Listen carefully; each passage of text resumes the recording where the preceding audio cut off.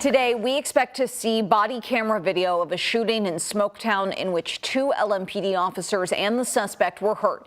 It happened on November 19th. Police say 3 officers attempted to arrest 19-year-old Jeremiah Thompson for driving a stolen car. We're told during a struggle with the officers, Thompson fired a gun.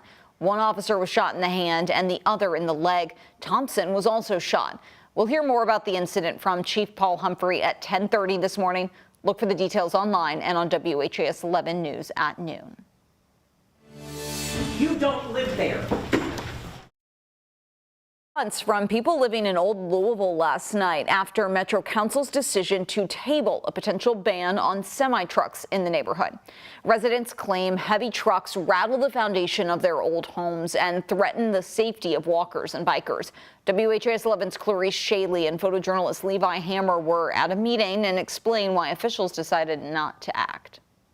It will be tabled. Frustration at Louisville Metro government. The Public Works Committee votes to revisit the ordinance that would restrict semi-trucks from passing through Old Louisville off I-65.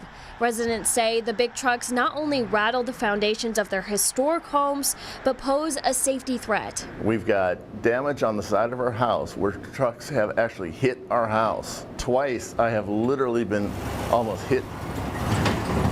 The proposed ordinance would have added restrictions on Oak and St. Catherine Streets, Ormsby Avenue, among others. Since the second one that I've been in council, heavy trucks have been flowing through Old Louisville sector and harming infrastructure. The proposal receiving pushback. Has there been any consideration here about the restaurants, the grocery stores, and the other businesses that operate in these areas? Members of the groups enforcing it asking for more time. Would only be helpful for us to get a better handle on being able to deliver something to the community that we can stand behind. Are there unintended consequences with this? You know, should we really be looking at what maybe a freight plan or things like that look like to tell trucks where they should be going?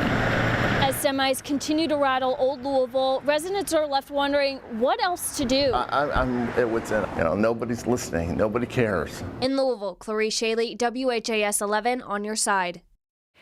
The Public Works Committee doesn't have another meeting this year as Metro Council goes on holiday break starting December 16th. So it's unclear when that issue will be discussed again. Councilman Philip Baker lost re-election to J.D. Linninger, who will take over District 6 duties in January.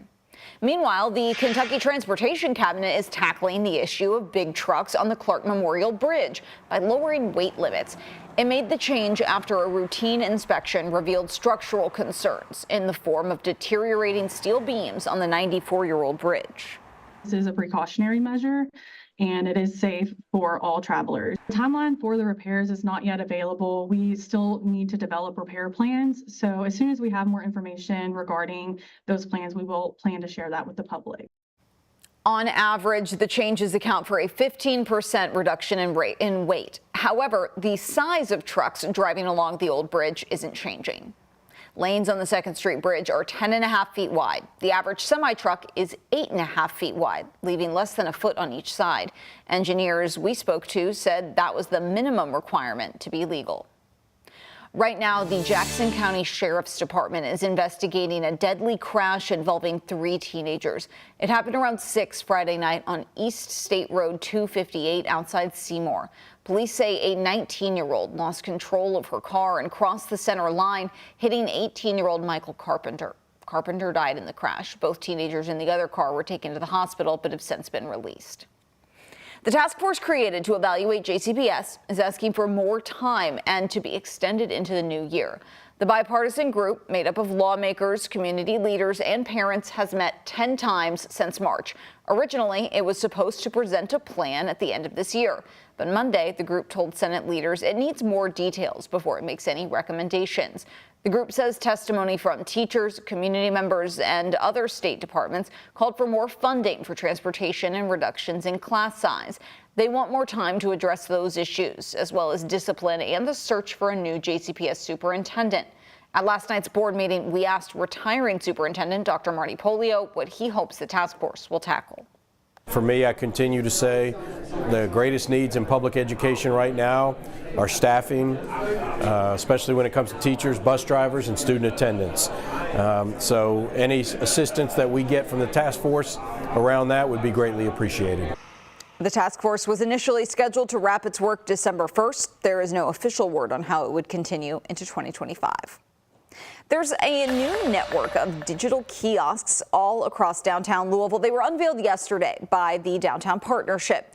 Their purpose is to provide information about things like public service announcements, upcoming events, and emergency alerts to people who are walking downtown. The 15 kiosks have been placed in heavily trafficked areas like outside the Ali Center, Whiskey Row, the Slugger Museum, and the KFC Yum Center. The city plans to add another 10.